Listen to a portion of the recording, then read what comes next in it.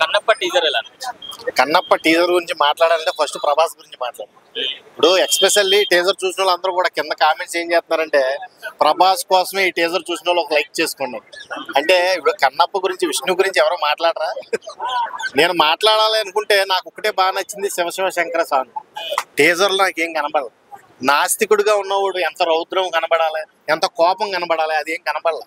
Face లో అంత కోపం బయటకు చూపించలేకపోయాడు. నిజంగా తండ్రి క్యారెక్టరే మోహన్ బాబు గారే బాగా చేశాడు. వరంగా చెప్పాలి, శరత్ కుమార్ గా చాలా సీరియస్ గా కనబడ్డాడు. అలాగే మోహన్ లాల్ కూడా మంచి యుద్ధ వీరుల్లా కనబడ్డాడు. మరి అన్ని క్యారెక్టర్లో అంత మంచిగా నువ్వు డిజైన్ చేసినప్పుడు నీ క్యారెక్టర్ని ఎందుకు అంత మెయిన్ క్యారెక్టర్నే నువ్వెందుకు అంత రౌద్రంగా చూపించుకోలేకపోయావు? అదొక మిస్టేక్, బ్లెండర్ మిస్టేక్. ఇంకోటి ఏంటంటే అక్కడ కాజల్ అగర్వాల్, నెక్స్ట్ అక్షయ్ కుమార్ గారు. అక్షయ్ కుమార్ నేను కింద పేరు చదివేదాకా అక్షయ్ కుమార్ అనుకోలే. అది విచిత్రం, అలా డిజైన్ చేశారు.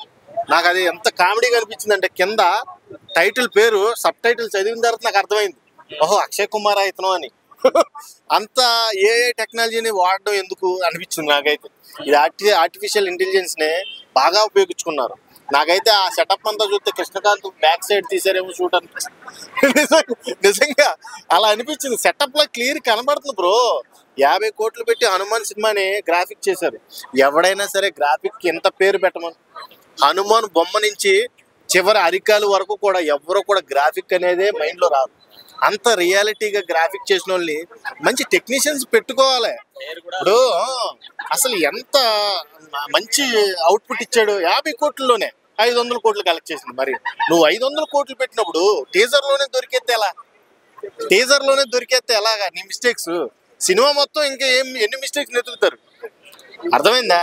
ఎక్స్పెషల్లీ టీజర్ నుంచి కన్నప్ప సినిమా గురించి పక్కన పెడితే ప్రభాస్ గారు, మోహన్ లాల్ గారి గురించి, శరత్ కుమారు, కాజల్ గురించి, అక్షయ్ కుమారు, మోహన్ బాబు గురించి, అంటే హీరో పాత్ర ఏం లేదు ఇక్కడ. మొత్తం తండ్రి పాత్ర కూడా బాగా న్యాయం చేశాడు.